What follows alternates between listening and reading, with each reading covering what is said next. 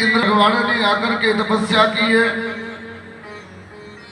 इंद्रेश्वर शिव जी का मंदिर बना हुआ है। यहाँ पर इंद्रेश्वर महादेव स्थापित है। बोलो इंद्रेश्वर महादेव की। आगे जाकर के धीरे धीरे नीचे तल पे आते हैं तो तलवारा घाट पड़ता है। उसके वहां से एक भी गिराकर के त्रिशूल घाट, शिव जी ने अपने त्रिशूल का प्रहार करके से तीर्थ का निर्माण किया। भगवान भोलेनाथ ने नर्मदा जी त्रिशूल के सदस्य प्रभावित हुए। 3 धारा वहां पर चली। कल कल कल चलती हुई 3 धारा एक साथ प्रभावित दिखाई दी। त्रिशूल घाट से आगे जाकर के रावण ग्राम क्षेत्र कहते हैं कि यहाँ हरिचंद्र जी ने तपस्या करके सिद्धि प्राप्त की थी।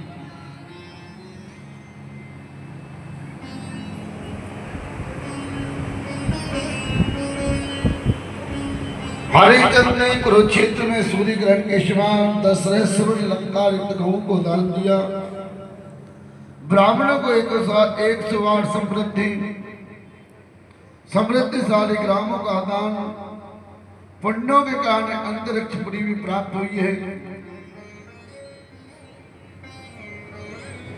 और यहाँ पर एक सशोक नाम के राजन हुए हैं जिन्होंने अमरकंटक में जाकर के केवल 1 शेष गऊ का दान किया।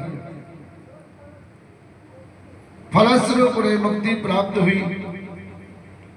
उस समय हरिचंद कहने लगे, देखो मैंने इतना दान किया परंतु मुझे थोड़ा सा प्राप्त हुआ। इन्होंने तो अकेले गौ दान करके तो कहा, देखो अमरकंटक क्षेत्र में जो दान करता है वो 1000 गुना हो जाता है। यदि हम एक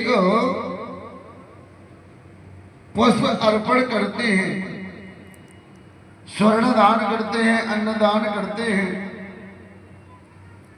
वह 1000 गुणों में जाकर के परिणत हो जाता है।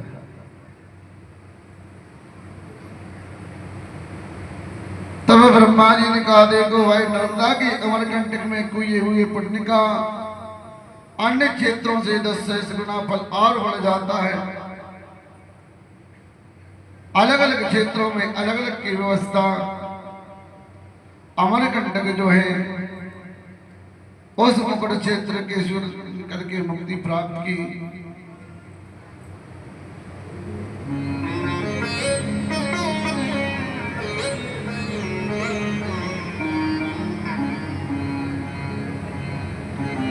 कहते हैं यहाँ पर वशिष्ठ संहिता में कथा आती है कि यहाँ पर एक बार दुर्वासा याज्ञवल्क्य को वशिष्ठ विश्वामित्र महर्षि गण नर्मदा परिक्रमा करते हुए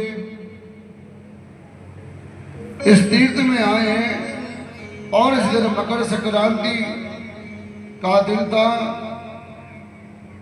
और इन्होंने यहाँ आकर के तिलदान किया है। मकर के जब सूर्य आ जाते हैं मकर संक्रांति हो जाती है।